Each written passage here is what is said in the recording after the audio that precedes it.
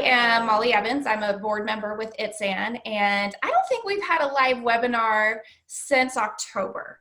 So it just feels like the right time to be here, and also the right guest to have on at this time. So I will reintroduce her to you. She may look a little familiar to some of you, but I'll reintroduce Dr. Marshall in just one second. Before we get started, as you guys are getting your tea or coffee or whatever, your water right now and settling in, I just always want to remind everybody that ITSAN brings all of our content, our advocacy, our hopes, our dreams, our information, every post, every person that comes to visit our community is here representing their own point of view and perspective, and ITSAN is not liable or trying to provide any treatment protocols or specific answers for you. It's the disclaimer, okay? So what I'm saying is take everything as our community more than any other, I think, knows, take everything you hear, swallow what works for you, let the rest of it flow or go, whatever you need to do. So what I do want to encourage before we get started is questions. So please type in questions. You guys, there's a ton of questions right now. We're all at different stages on our journey with Topical Steroid Withdrawal Syndrome. So please type in your questions. Dr. Marshall says she's going to answer them to the best of her ability, and she wants you to ask, okay? We know that right now all of our medical professionals are in the most trying times. I would assume, and Dr. Marshall shared with me earlier today, that she's putting in at least 12-hour days just trying to meet with clients and patients and keep things moving along with new information coming in minute to minute. So, so please ask your questions, and they do not have to be specific to topical steroid withdrawal syndrome. Tonight we're talking about the coronavirus and a pandemic while we're going through chronic health, and there's information here that she's going to share that we can also share with our family members who are not in TSW. Okay, so go ahead, start putting your questions in there, and don't be shy. Okay, you're not shy, and don't be shy because we don't get a whole lot of face-to-face connection right now, or at least not physical connection. So we get to hang out with people. Finally, it's a way to connect. I'm excited to see other people, be around other people, hear from other people, and make some connections. So this 11 participants. This is the most human group, largest group I've been in, other than a few other webinars I've been on this week. So usually it's been all one-on-one. Yeah, well, we're breaking quarantine rules. We're already at 11 participants. Yeah. So I think the limit is 10 right now, but don't sneeze in the screen, okay?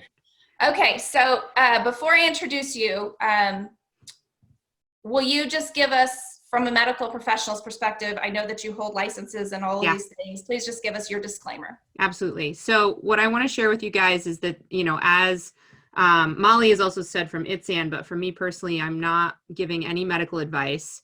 I am providing you with information to the best of my knowledge. And as always, all of this needs to be cleared with your team of healthcare practitioners, especially given those of you who are dealing with underlying chronic conditions. There can be contraindications. I can't possibly be responsible for medications that you're on, all of that. I will share some information I've gotten about things that are starting to get in the rumor mill, that people are worried about taking certain things, and I'll be able to give you some places to continue to do your own research.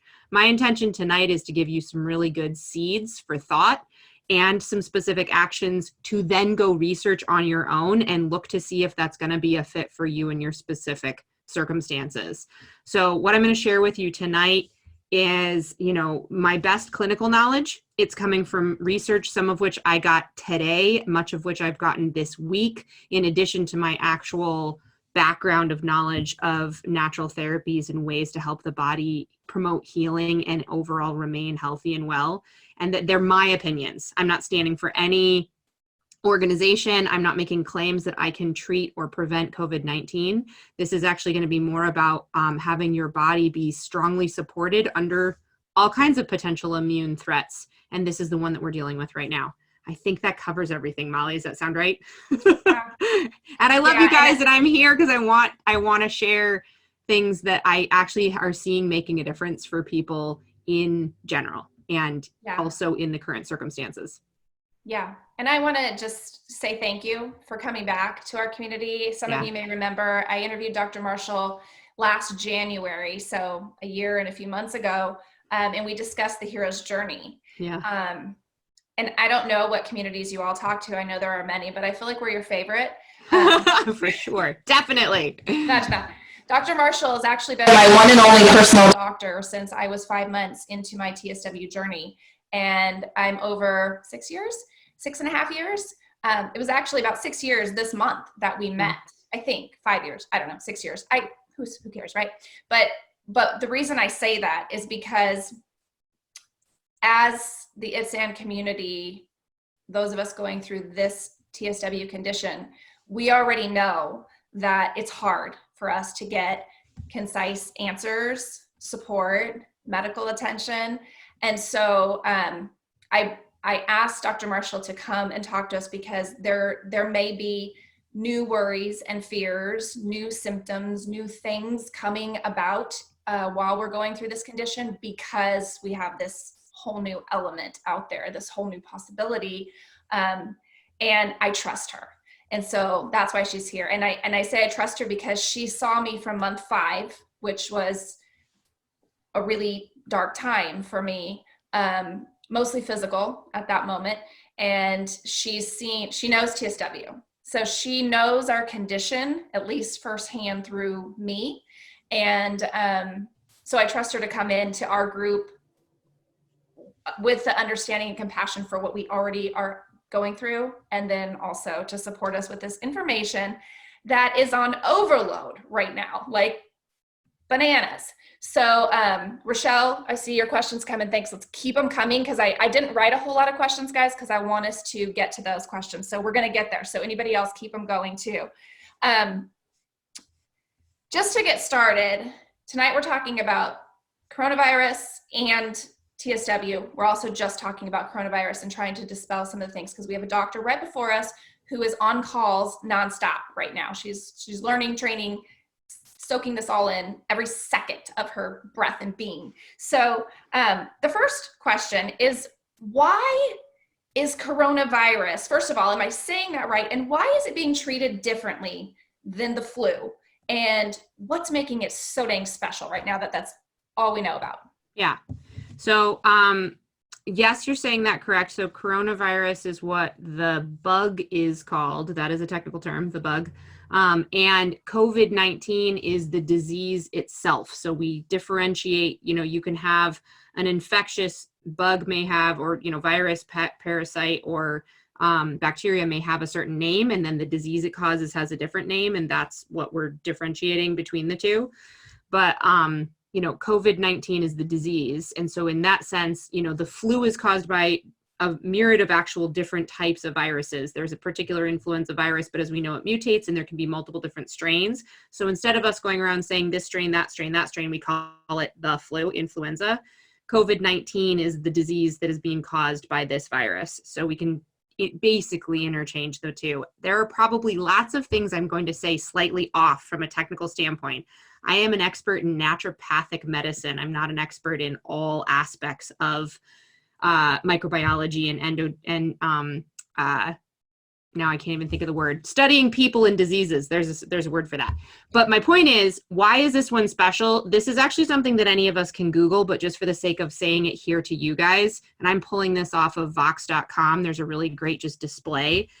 It's more contagious. So if you have say you have 100 people and one person has the flu, that flu is going to get passed on by a certain percentage to people. Use the same 100 people, one person has COVID-19, more people would get sick in that group of 100 people than if it was just the flu. So there's statistics you can look up, but around twice, slightly less than, and this is an estimate, they're saying, it's about twice as contagious as the flu, or slightly less than is the bottom of the range, slightly more than is the top of the range. So that literally, while it says like, okay, it's a difference of 1.3 to 2.5, those numbers don't seem very big, but that's a difference of like one person passing it to one other person versus one person passing it to 2 other people. Those 2 people pass it to 2 other people. Those 2 people pass it to 2 other people.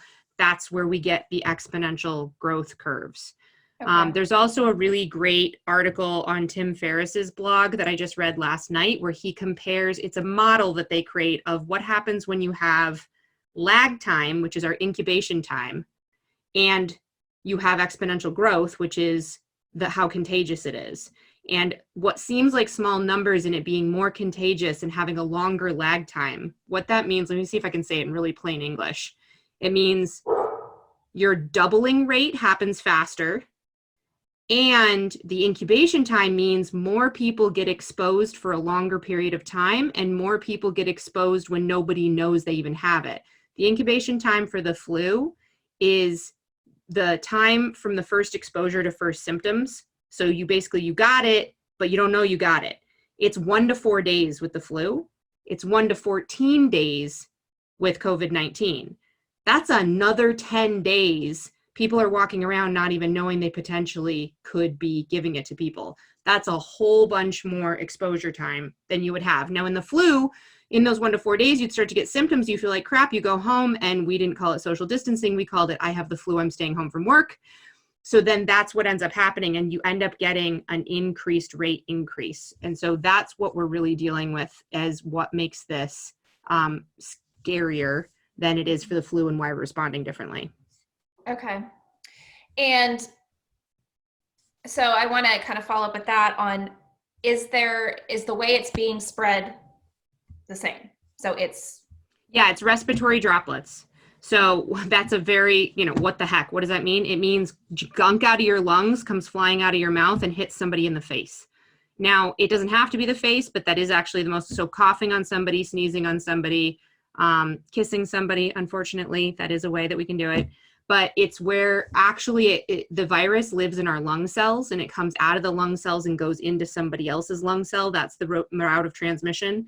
I don't have the statistic right in front of me, but I know one of the other things is people ask a lot, like how long can it last on surfaces? And there are statistics you can find about that. And mostly hard surfaces are the major issue. We tend to not even study how long it lasts on clothing, because fibrous tissues, or sorry, not tissues, but fibrous clothing and surfaces are less likely to have transmission in general. But from hard surfaces, there's varying different times. But that's another component of the contagion. But mostly how we get it is skin to skin contact, because of the respiratory droplets changing between us, or non-skin to skin where it literally flies through the air. okay. That's the same as the flu. Okay. Same That as was the your flu. question. Yep. So as and very specific to TSW now, knowing that we have a lot of open wounds, potentially oozing, sleeplessness, all these things, do you see our community as already are we more compromised already? Is this something that we need to be more concerned about because of the state of health that we may already be in? Yeah. So I want to be really straight with you guys so you actually have good information, right? Anybody with an underlying chronic illness of any sort is just at higher risk, in the sense that your body's already dealing with something. So you don't have all of your defense mechanisms up. And then in TSW specifically, one of our primary defense mechanisms is our skin. And the health of our skin is a part of that. So there are some of you where this, if I could sit down and look at your lab tests and analyze where your immune system's at, I'd be able to give you a really specific answer, because on this call and in this community, you're going to have the full range of people where actually the answer is no, to people on the other end of the spectrum where actually the answer is absolutely, you're at a much higher risk. And the question is not even so much a higher risk for getting it. Pretty much what they've said is, by the end of the next 2 years, we're all pretty much going to get exposed to it to some degree. Now, some of us may never have any symptoms at all, or we might not pass it on. That's the part of understanding how viruses work that I can't quite fully say, like, does that really mean everyone is going to get sick? No, it does not mean that. Lots of people are not going to get sick, even people in this community. However, because there are underlying factors that have your body not working at 100%, it makes you at a higher risk to have more severe symptoms of the illness and a more severe case of the illness. And that's what we want to give you information how to take care of. Okay. And I feel like, I don't know if this is a good way to compare it or not, but I know going through TSW at different stages, like some of us would get the flu or get something. And for some reason, I don't know. I know you've said before, like your body does one thing at a time, Mm-hmm. but there are many people in the TSW world who, when they get sick, their skin starts to clear. They actually feel better. I know. Many of us said, we're like, man, I have a fever and my skin finally has the best Great. ever. Yeah. But there's times when, you know, there's stages in this when we're not sleeping at all. And so is that what you're saying? Like the more compromised we are just in our process in this condition, if we're super tired and all of those things are going, we're more compromised in general? Yeah. And to say it a little more rigorously, your body has a certain amount of resources for energy and also for fueling the immune system. And in TSW in particular, and I can't speak exactly because we actually need more research to say what parts of your immune system are overreacting and what parts of your immune system are underreacting, but we just do know, and from my experience working with Molly, I know that her immune system was taxed, is a way to put it. So if you already have an immune system that's, you know, it's kind of like if you already have your body dealing with inflammation, then you add another agent on top of it, it doesn't have as many resources to throw at that new agent.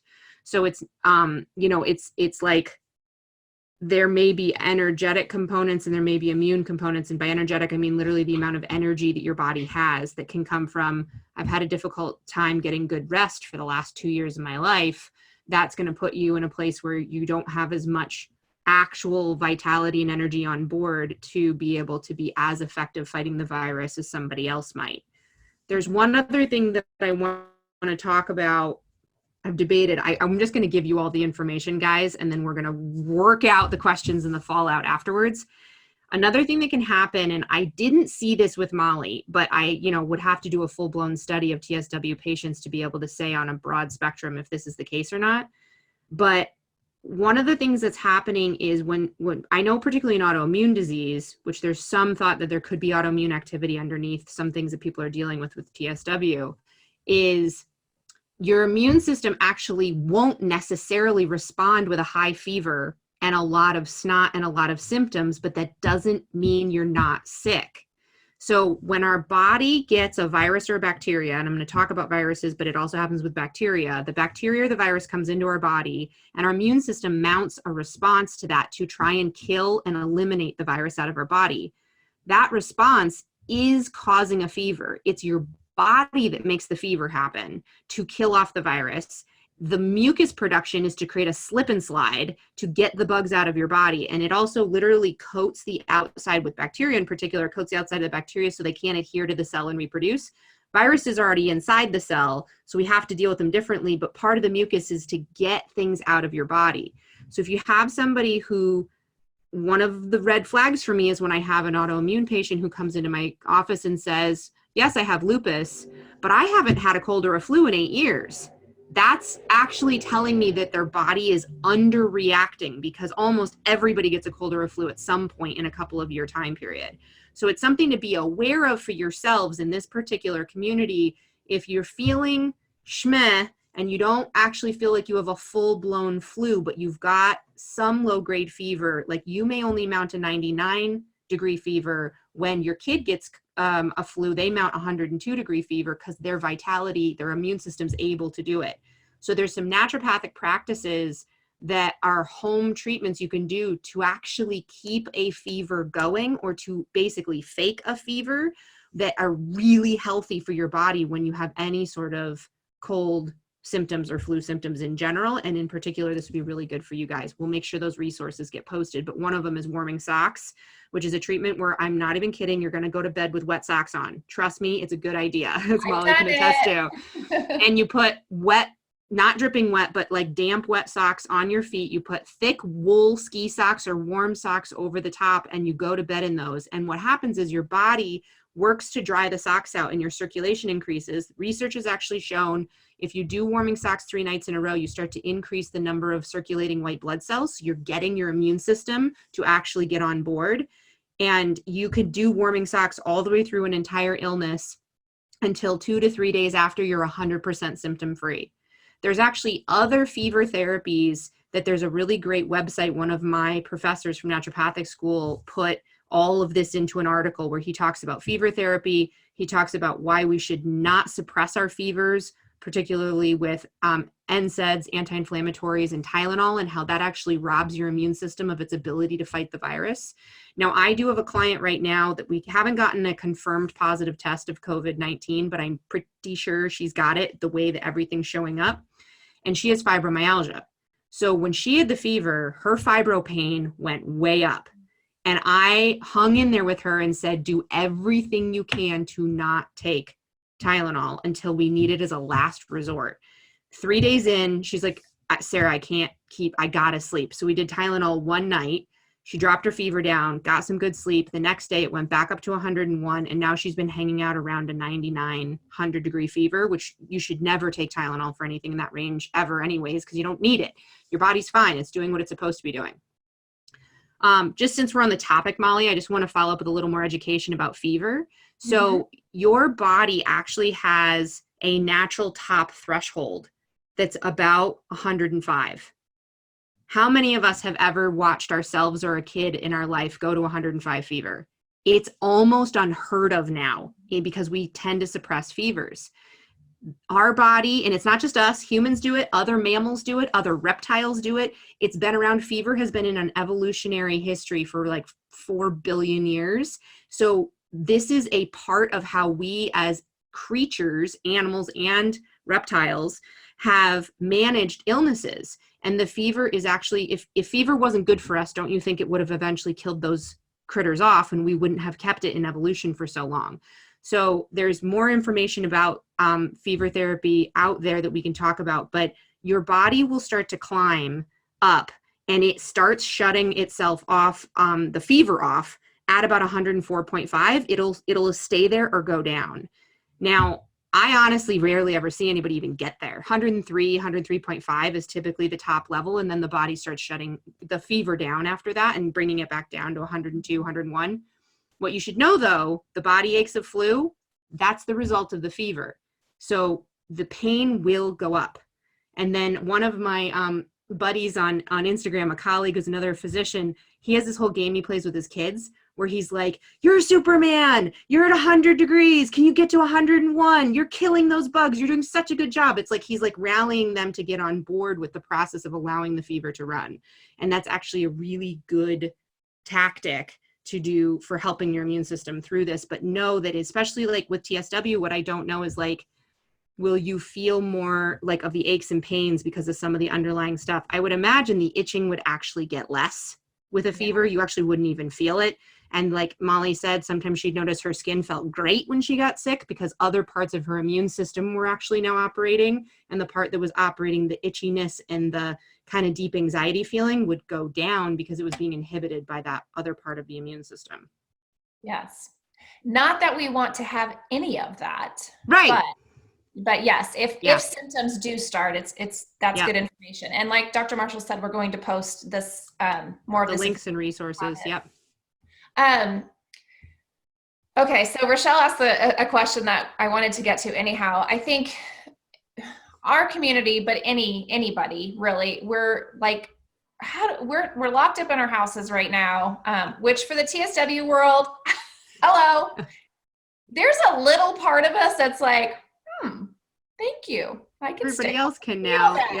Yeah. A little bit. And also we already have a little bit of experience with social distancing because we've kind of been forced into this. So, but what we do want to know is I think most of us are trying really hard to prevent this from happening. And you said within 2 years, we're probably going to be exposed in some way. Yeah. So you're already giving us a picture of the longevity with this, which may be a new idea to us. But what can we do right now to help? What is it with supplements? Is there something that we could be doing in this community specifically, but people in general with our family? Totally. And then also for this long-term idea of. Yeah. So what's really great is there's a bunch of actions you can take right now. Like really, I'm going to tell you exactly what they are. And here's the disclaimer / good news. They're going to be good for you and your family, period. Like, oh, gee darn, we get to like super saturate our bodies with a little extra this and a little extra that so that we actually, like I have a couple clients, one with chronic fatigue syndrome, and he finally doesn't have to do his 2-hour commute every day and he's home. He's like, I haven't felt this good in 9 months because I'm sleeping every night and I'm getting all this rest working from home. So there's this like benefits that are coming out of some of the stuff that's happening. So the best prevention and strengthening our health and immune system as a whole is to maintain your just general good health. And things you can do, especially this community, is get 8 to 9 hours of sleep a night, in total 100% darkness. We sleep in 100% darkness. Now that could be blackout curtains, that could be an eye mask. That specifically is really good for our pineal gland, which is the top part of the brain that runs the entire endocrine and hormone system. And one of the things with all people, but especially TSW, is our stress hormones from our adrenal glands and running our metabolic system from our thyroid get really taxed because the body's been dealing with so much for a long period of time.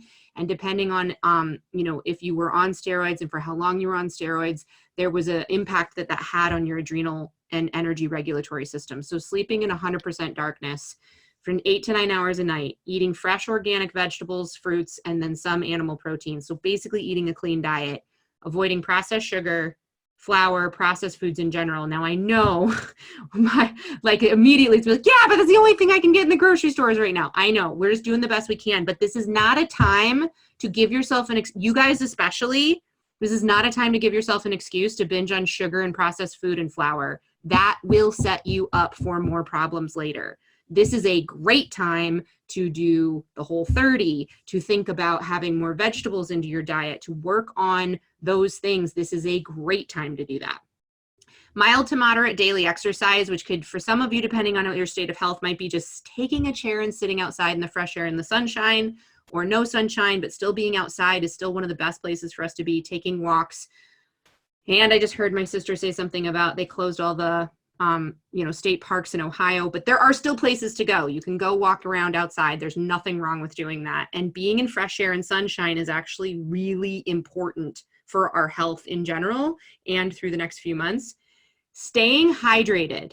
This is actually not just a generic recommendation. One of the complications, if you were to get COVID-19, is the possibility of pneumonia. And when we are dehydrated, our mucus is thick and heavy. And when we're hydrated, lots of functions of our body go better. But in particular, hydration is really critical for helping us through and or preventing any possible pneumonias, which is a consequence of it. So a possible consequence. So that's actually like a specific general healthcare recommendation. So those are the basics, right? Now, in terms of general immune support, there's some key things out there that they really do have good hard science about how they support the immune system as a whole and how they support with being antiviral. Vitamin C being one of them. N-acetylcysteine is actually a amino acid that's a source, it's the precursor, the rate limiting step for producing glutathione. Glutathione is our most potent antioxidant in our body. It also protects lung cells. So N-acetylcysteine, I just wanted to talk about it specifically because most people have not heard of that one. We've heard of vitamin C. Zinc. Zinc really is actually great for your immune system, and it's specifically inside the cell, is antiviral inside the cell. So zinc is very important as well. Selenium is the integral mineral that then helps recycle glutathione. So once you've produced it, it keeps it in circulation. Vitamin A and vitamin D. Now here's what I've been debating about. I have recommended dosages for these. This is where we get into a little bit of a sticky area because one, finding the actual research to back up exactly why these dosages are actually the upper limits is a little bit harder to do. The other thing is, this is where we start to get into, for your community, there will be some of you that may find that if you take a higher dose of vitamin C, some of your TSW symptoms will come to the surface. Now, here's the thing.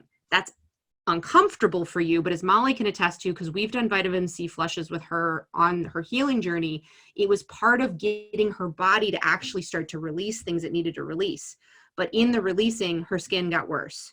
So that's one of those I want to put out as a particular warning to you. Now, what does it look like to take a high dose of vitamin C orally? There's a really easy way to find out. You're going to take 2,000 milligrams of vitamin C every hour during the day until you feel rumblings in your tummy, or you start to actually have gas or like a quickened, more loose bowel movement. Usually it's obvious. It's not too terribly uncomfortable, but it's obvious. That's your upper limit. This is what's called hitting the upper limit of vitamin C, how much your gut can actually absorb. For most of my clients, I find that somewhere between 6,000 and 10,000 milligrams a day is where they discover that upper limit. We actually have research that shows that when you're under stress or sick, your body can upregulate more and more vitamin C. It can absorb more of it through the GI. So actually, if you have symptoms, you might find your day-to-day level is you can do about 6,000 to 7,000 milligrams of vitamin C in a day. Now, the other thing is this is in divided doses. The more you separate the doses out, the better. So personally, what I do is I have high potency vitamin C powder because it's easier to take and quite frankly, it's a lot cheaper. And it's then goes into an entire liter of water and I just drink this. And it's the easiest way to get a higher dose in your body because you're not taking thousands of milligrams at once. You're just working it into your system. Me personally, right now, I can probably get about 8,000 milligrams a day into my system. If I were sick, I might be able to actually take in 15, 16, 20,000 because my body will absorb it and not kick it out in my bowels. So you will notice that number change when you're under stress. You can safely hit your max limit. And I'm just going to say, if any of you guys notice your TSW symptoms, your skin symptoms getting worse, you get to choose, okay, I'm not going to stress myself out with that and I'm going to back down to whatever level feels comfortable in your body. It's water soluble. You're not going to overdose on it. It's not going to be dangerous. The upper limit is actually the limit that your body wants. It's what it needs. So you can safely test that out for yourself. The N-acetylcysteine, another one, because it promotes glutathione, and glutathione is a detoxification pathway, you could potentially feel yourself go through a little detox if you start taking a lot of N-acetylcysteine. So I personally, if I could take Molly as my example and put her in front of me, I would start with 500 milligrams twice a day and see how she does. And if she has, is that what yeah, you're the saying? NAC, yeah, NAC. NAC. Okay, so just, yeah, it's a really big fancy word, guys, but NAC. I know, sorry, NAC, Yeah, NAC. no, that's okay. Yep. You'll see it as NAC. Yeah. So that one, you want to, with any of these, because of you guys in particular. Now, you have, totally healthy wives and husbands and friends that are around you. They could probably just take the upper dose and they would be like, fine. But I want to be cautious in having you guys build your system up with these supplements over the course of a couple of weeks so that you don't throw yourselves into a flare. That would be like the main thing that you can do and be safe with it. But then you can go up to as much as 1,000 milligrams, so 1 gram of NAC 3 times a day would be the upper limit. And again, everything I'm telling you is not medical advice. These are all things you need to check out with your providers. You need to actually consider your personal circumstances. Zinc, you can go upwards of 25 milligrams 3 times a day. Now, here's the thing about zinc. We're not used to taking in high doses of zinc in our stomach all at once. And for some people, not everybody, but for some people, if they try and take a lot of zinc at once, it gives them either nausea or they actually throw up. It doesn't mean you don't need it. It just means your stomach was like, whoa, that was a lot of zinc. I'm not used to that. What's going on here, right? The way you can get around this is you actually take the zinc in the middle of a meal. So eat half your breakfast, take zinc, drink it with water, eat the rest of your meal, and your body actually does a better job absorbing it that way. Do you want me to keep going, Molly? I want to just a couple others. Yeah, I want to know about D. Yeah, so vitamin D is strongly supportive of our entire immune system, and we've actually seen research that vitamin D deficiency correlates to having a more susceptibility for certain viruses. So this is a really good one for us to be doing. It's really hard to actually take too much vitamin D. The only thing that does happen is you will get nauseous if you take too much. Now, what is too much? These are numbers most of you guys have probably never heard of. There are people that have taken 100,000 IUs every day for a month, and at the end of the month, they got nauseous. And as soon as they stopped taking it, the nausea went away. So it's not the kind of thing where you're going to actually cause any sort of damage from it. You just won't feel good. Now, I'm not recommending anything even close to that. I'm saying that for maintenance, around 10,000 IUs a day, ongoingly for the next 3 months, 6 months, that would be totally fine. And if you already know, because you've had your blood tested, that you are below 40 nanograms per milliliter, so when you did your blood test, your number was below 40, you can safely take 25,000 IUs a day for the next month. And then what I would do is drop that down to the 10,000 for maintenance. And then if you want to do a booster of 25,000, like 1 week out of the month, as this continues on, that would be something you could do. That also will be really good for your skin. So it's the nice thing about some of these things. Some of you guys, if you take on this regimen, you might go, oh my gosh, my TSW symptoms are getting better because we're doing things to support your immune system. Got it. Okay. So we won't list dosages, correct? Yeah.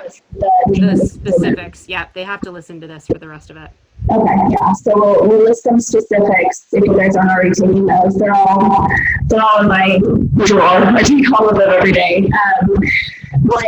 Okay, is there like how important is it for us to be doing? I know you said sleep 9 hours, which I know a lot of you may laugh. I know your head's probably exploded, but I'm not kidding. And you're like, yeah, it comes. I promise you, it does come eventually. But just so rest. Drink water, which I also know for people who don't do moisture, that's totally separate in your choice. Yeah. Supplements, good health, good food. There's really nothing profound. If there was one of those things, one of those supplements that, I mean, is there something that you think, hey, everybody, if we could get on this, we might be able to elevate the immune system in our overall family or household? The good news about that list is you can actually pick whatever is available, because one of the other things we're kind of dealing with is that lots of people are starting to get hip to this, and people who never thought they'd ever take vitamins ever are now like stocking up on vitamin C. So there may be some that you actually can't find. Not one of these is the better one than another, and you get to pick and choose. Do you want to do 2 of them? Do you want to do 3 of them? Do you want to rotate? Do these 3 this month and those 3 next month? That would all be ways to do it, because it's all going to make a difference in the long run of strengthening your system. And so in that case, I would literally go with what is available in your local area and what's easy for you to take and keep up with. Okay. Good sound advice. But if there was one that I had to choose, like I can get any of these right now, is there one that you say, get this in your bodies because TSW and this? I don't like that question. Okay. Only because I know we're trying to heal so much, and I always look at my journey to healing as good stuff in, good results out. Yeah. So if there's something that you're like, guys, this will really, really help you in both ways, what do we need? The C, the D, the NAC? I would say C and zinc are at the top of my list for you guys in particular. I honestly, if you started to notice itching going up with vitamin C, it would be short term. And actually, I mean, vitamin C was a critical part of your treatment plan that we used for a long time to strengthen, because there tends to be somewhat of a adrenal and candida component and a fungal component to TSW that's underneath. And that's where some of the itching comes from. And vitamin C is actually great to support that. So in the long run, it would actually be good for you guys in general. I hesitate a little bit about having too many people taking high doses, not high doses, because high doses are not even 10,000 milligrams. Let me say that differently. A larger than what you're used to dose of vitamin C, just because there could potentially be a little bit of change in your skin. So do it slowly. Don't add all 10,000 milligrams overnight. Work your way up over the course of a week or two, just to make sure in your specific situation, you can see how your skin's going to respond. Okay.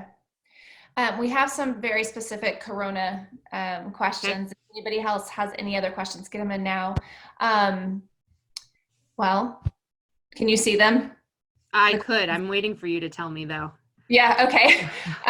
So any insight to, let's see, a new study being talked about in media today about ages 1 through 5 being hit hard by the virus, and also younger ages. And also with that question, I want to know, there's a lot of information right now. So can you tell us, like, answer that question? Is there a new greater fear for young people? Because I think that's something that we've assumed so far from our information, that kids are less prone to this. Yeah. Is that something new that you've heard? And also, where should we be getting the best information so we're not just hearing stuff? Oh yeah, totally. So I actually haven't seen that research yet, probably because most of my time on the internet has been spent looking at the treatment of this. So I don't always look at all of the statistical data coming out of who's getting it. And I personally don't have a pediatric population, so I actually can't answer that. And what I will say is that getting the information. So let me just tell you a little bit about how I do research and statistics. You want to get raw data.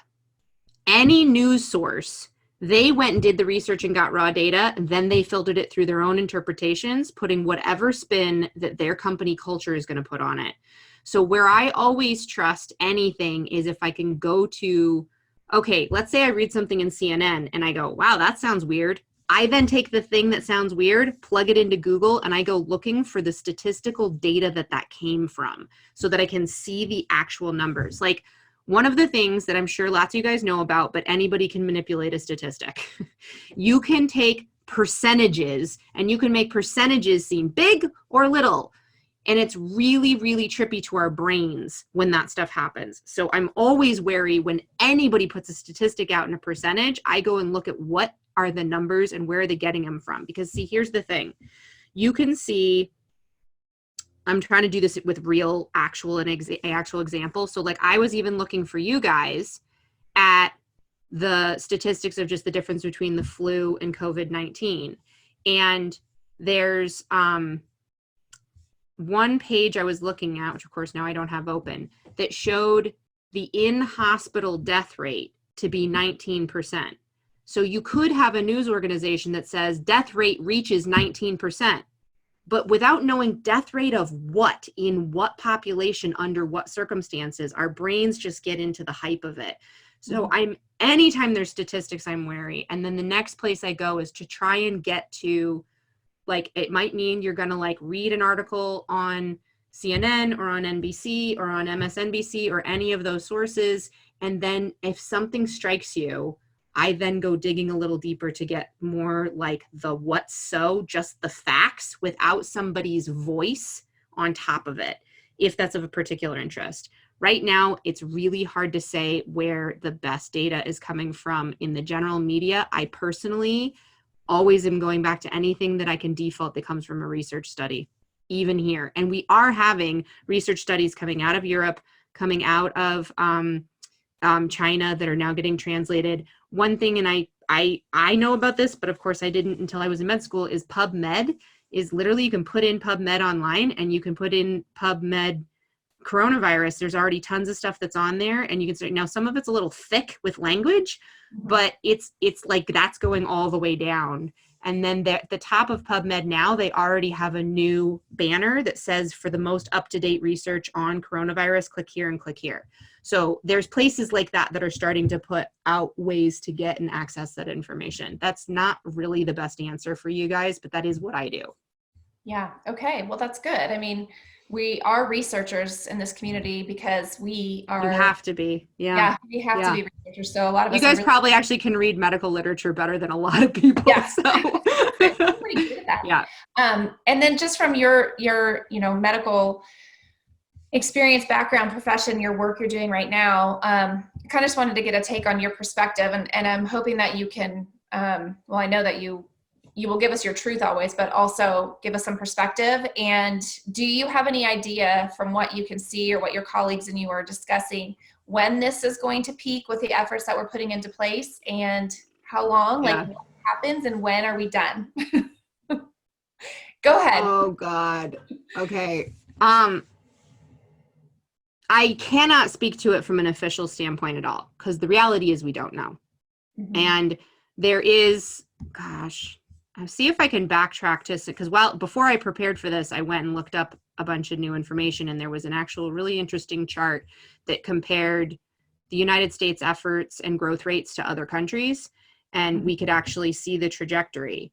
And and then also like testing, lack of, do we know, do we not know, Yeah. But, so in that sense, like I definitely I actually don't work in a hospital setting, right? So my friends that work in hospital settings have got a lot more of that up-to-date information because they're hearing it every day coming from their policymakers. Mm-hmm. So I'm not really the best person to ask that question, but if you do have friends who are nurses working in hospitals or physicians working in hospitals or anybody in that, they would actually be able to give you the more up-to-date information about what's shifting and changing like on the ground. Yeah.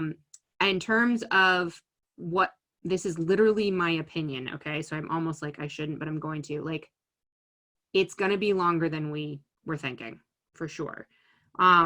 The later the peak happens, the better the outcomes for the whole population. So while that kind of bites for many of us, and for some, it's a major impact to their jobs and their lifestyle, the later the peak happens, that really correlates to less death from this. So in that sense, yes, it's impactful, but we kind of want that. And that's some of what's being debated in right now, is economic impact versus life impact, and how do you make those decisions, and do you make those decisions, and, you know, do we just do everything we can, and at what point do we do everything we can where it's impacting the economy and people's jobs? And these are all questions that there's really major policymakers working on, and they're going to continue to be debating. What I've been telling my clients, for a way, this is kind of an inverse of your question, but for us, how do we deal with this? Think in 3-week time periods. Like, look at the next 3 weeks, create a game plan for the next 3 weeks. Look at how you want to, you know, create a context for the next 3 weeks about being with your family, or playing video games, or playing board games, or, you know, doing some, I mean, it's funny, actually, I was in the basement with my mom last night, and I chose to come to New York to be with my family. And I'm looking at these boxes that for 2 years, they're full of photographs. Some photographs from like all the way back to the like early 1900s. And for 2 years, we've been saying, wouldn't it be great if we had the time to do this project where we're going to catalog all the family photos? And I'm like, oh, geez, like, you know, is this that time, you know? So opportunities to create things, but to look at it in 3-week intervals right now, because, you know, this is actually still quite new. And in 3 weeks, we're going to have a lot more data. And 3 weeks out from that, we're going to have a lot more data. And then we're going to be able to start making more solid claims about what is this going to look like through the spring and through the summer. There is already hubbub out there about there's going to be significant changes to the way that we live on a daily basis for upwards of a year to 18 months. Now, does that mean we're going to be in social distancing that whole time? I have no idea. Will there be impact on people's careers and jobs and economics that long? Yes, that we already do know. So that's the part where there will be impact for, you know, a year to a year and a half, not on all of us. And it's going to look different based on all kinds of factors. But I don't think this is the way it's already set up. This isn't something that in 2 months, we're going to just be back 100% to life as normal. That's my opinion, but I would be shocked if that's the case. Are you talking about TSW or coronavirus? Sound familiar, Molly? Well, yeah. You know, guys, that statement of, I'm not discounting that, what Dr. Marshall's saying about life for everybody is different, which will make life for each of us different and harder. But we've got some prep work done for this. And so I really like that idea of plan out for the next 3 weeks. It at least gives us, it's like with TSW, we don't know what the next day is going to hold. We don't know what the end date is. And I would say, of everything I've ever heard in this community, the worst part of it is we don't have that date to say treatment is over this date and you are done, right? Yeah. And now I think our whole world and everyone is getting a dose of that reality, which is, we want all the answers and certainty right now, and it just doesn't exist. We've all had a taste of that. So I love the strategy of 3 weeks out. I know Dr. Marshall has watched me do this in this journey and beyond. And what I mean by that is the ups and downs that come with grief and long-term anything, whether it's illness or financial crisis or being stuck in your home, distant from family, friends, people that that matter to you, that you're used to being with. So what can you give us before we leave? We can definitely take our calendars and look out 3 weeks. I'm going to do that with my kids, because we're dealing with a college kid home now who just like watched her whole freshman year get tossed aside, all of these things. My 8-year-old who loves his school and friends and now is seeing them like this on a computer. Mm-hmm. And so it's not the same. So is there something besides, we're going to plan out 3 weeks because we're going to flip the switch off and make it as good as we can. What do we do when grief hits? Like, where do we go for that? What do we do? What do you do? Oh Because man. you're having these too. Oh yeah. Right? Like Yeah. I always want to look at the experts and remember, like the one thing that always helps me when I talk to any expert in anything is they are human too. So Dr. Marshall, what are you experiencing in that right now? Yeah. And I know you're in go mode professionally, like supercharged go mode, but what? Like, what do you do? Because that's so good. Like, you know, and just the changes alone, just in general, just the change is enough to throw us off our routines, off kilter. People are home that weren't home. There can be family tensions that are actually now, you know, it's always been there, but now we actually are in each other's faces and stuff rises. And what I do want to say is, you know, we have a tendency to look at this and go, it's going to be hard for the next 18 months. We could create, it's going to be awesome. I mean, that's good for your immune system. It is actually, like, and I don't want to say that like I'm frosting a mud pie or like I'm trying to say just be Pollyanna, you know, pretend it's all good. But we do get to acknowledge that there are places where this could be, you guys get to rest, things get to slow down. There could be more help at home. Like one of my clients with chronic fatigue syndrome is like, oh my God, I've never slept this well in the last 9 months. And I'm like feeling better with my regular symptoms than ever. There are things out of it we get to focus on where the world has said, just stop, just rest, just be, just take a moment, right? The other part is though, where the grief or the concern, you know, I go into go mode, but I also, because I ended up in this profession, I take it super seriously. So I put a lot of pressure on myself to like, get it right, do it right. Don't say the wrong thing. People's lives are in your hands. And I like that will build up. One of the things that hit me was I made the choice, you know, all of my family's in the East Coast and I live in Utah. And on Monday, I made the choice to grab a flight and come be closer to my family. And as I was in the airport, I got hit with this emotion that I felt like I was leaving all my friends behind. Like, well, my family gets me and you guys are screwed. I mean, it was just like right there was this decision of like us versus them. And I just let myself have it. That's part of it. For a moment, I just let myself have it and experience that. And then right as I kind of cried and my eyes got misty and I like was with it for a minute, I got to get to the other side, which is I'd only feel that way if I had so much love in my life and to come back to gratitude. So then I get to New York and my parents had actually not been here for a little while. So I got here first and there's no food in the refrigerator, right? Because I haven't been here. So I go to the grocery store and it was a little scary. I haven't been to grocery shopping very much. And there I was like walking down the aisles and it was like, it hits us, right? Yeah. I let myself have it. And then right on the coattails was how blessed we are that we live in a world where excess, more than we could ever possibly need, is our normal. Like that level of excess is normal. And when I don't see excess, my body goes into survival. When in reality, there was enough. I bought everything I needed. There was enough. There was no actual lack. There was no me going home and not being able to make dinner and have food around for my family for 3 days. And all like that didn't happen. Now, I know there's some people that are dealing with some circumstances beyond that, but I want to say in general, like what I did about it was I let myself have the emotion to feel it, to see it, to name it, to acknowledge it. Acknowledging our emotions are really important. And there's all kinds of things. You can literally Google emotions lists because we kind of are terrible at naming our emotions. We're like, I'm happy, I'm sad. And that's about all we got. There's actually 6,000 words in the English language that pertain to emotional experiences. 6,000. Most of us use like 5. So it's really important to like see it, own it, name it. And when I did, it like released, and right behind, I got a new perspective of gratitude or something I could communicate with somebody. Like I had a moment of stress, just like, I don't know, probably yesterday. Every day feels like a week right now. And I watched myself want to just stay and journal. And I'm like, I flew across the country to be with my family and my dad is upstairs on the couch reading. So I went upstairs and sat down next to him and put my head on his shoulder and just told him what I was dealing with. So it's noticing those moments. We've been saying for so long, I'm making a little assumption about you guys, but most humans have been saying, I want more connection. I want more intimacy. I want to feel close. I want to be with people that I love.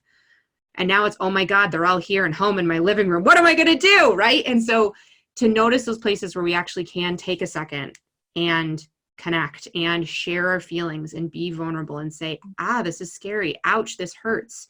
Like, man, this is hard.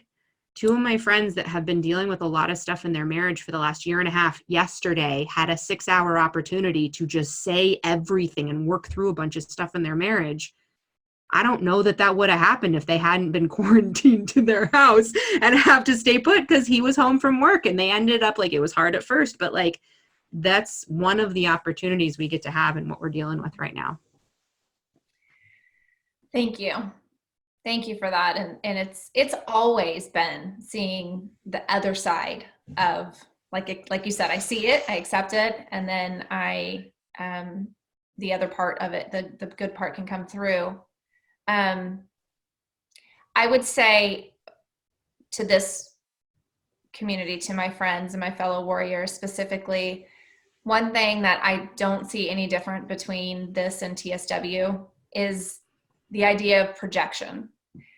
It's when I sit with my kids who are at home with me all day now, and I project out and go, oh my God, 3 more months. Oh my God. What are we going to do next week? What are we going to do? That's when the overwhelm starts. I'm going to be sick. How long? My skin's going to look like this. How long? It's that whole, I feel like in TSW, we always have the world and the bubble is out there, and then we're over here. So that's how I would feel like I'm outside of the worldly bubble because I have this and it's doing all these things to me. And then everybody over there is living their life. And now I feel like everybody just got into our bubble. So the whole world just stepped into the bubble that many of us in TSW have already known or experienced. And so we have this knowledge, and we know what uncertainty is like. So all we have is this present moment. We're all in it. And the minute my thoughts get going way crazy, I'm just like, just bring it back. We're here. I told my daughter today, that thought or this thought, either one works. Yeah. Either one can be chosen. And guess what? You're still right here. Mm-hmm. So, yeah. I know we're focusing on healing, helping each other, connecting, just like ITSAN always does. And I have a couple other guests in the loop here to bring to our community who will help us with things like Dr. Marshall's talking about, how we can take care of ourselves in this with the mental, emotional capacity. And so breath work, I'm hoping. Yeah. Coming soon. I think, guys, we just have to keep leaning in like we're so good at, and just what if we showed up and we just had somebody guide us through how to really tune in and be super present in our body. So I'm working on that right now, and I will tell you the ITSAN board has not skipped one beat. Advocacy is still at its very best. It's like we do our meetings every single week, and we never have enough time, guys, because there's so much that we've got on the docket and so much we're excited to bring to our community. So Dr. Marshall, I want to let you go for the night, and thank you for being a regular in our community. We don't have a lot of doctors who will show up and talk to us, honestly, because for some reason they think we're scary, and I don't think it's just the way we look. But I thank you very much for taking the time. I know you've got a ton of stuff going on, and a mind that's exploding with all this information. If you guys still have questions, you can email me at mevans@itsan.com or at itsan.org, and I'll get back to you. But I'm also going to post this recording in our Facebook groups, and I will post, you're going to send me some links, Dr. Marshall. Yeah, I'm going to compile a couple of those resources I talked about and send them out so you guys have some more information.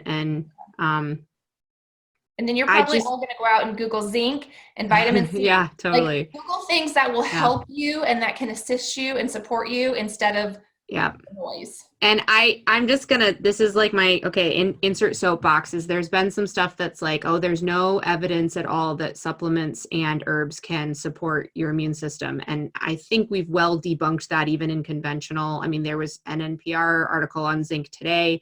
There's things coming out, but just like any of this stuff, there ends up being a lot of rumor mills spread around.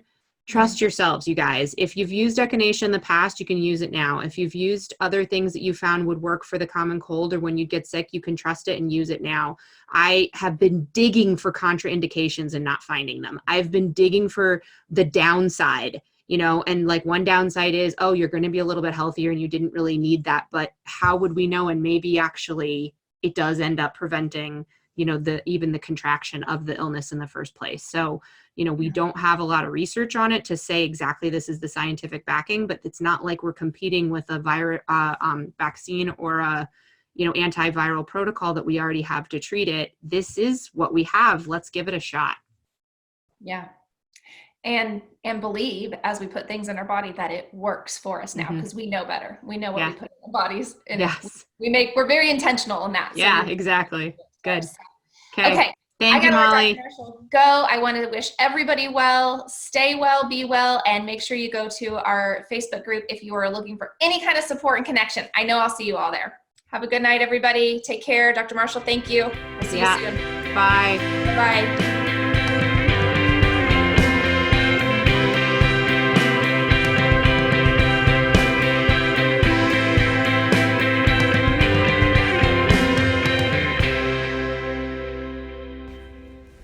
Please note our ITSAN disclaimer. All content provided by ITSAN via social media, webinar, podcast, email, or any other mode of communication is offered as a means to serve the mission of Topical Steroid Withdrawal Syndrome awareness and to provide support to community members. Viewers are advised to seek the advice and support of medical professionals and should not adhere to the topics presented as alternatives to personal health care. Participants and expert guests represent their own words, content, practices, and suggestions and are not liable for viewer interpretation, nor do they specifically represent the views of ITSAN. Content is provided at viewer discretion and with personal responsibility. Thank you for your continued support and partnership as ITSAN works to fulfill the mission of greater awareness of topical steroid withdrawal syndrome and ultimately prevention. Go to itsan.org, ITSAN.org for more resources, information, community connection, and to contribute a donation to our cause.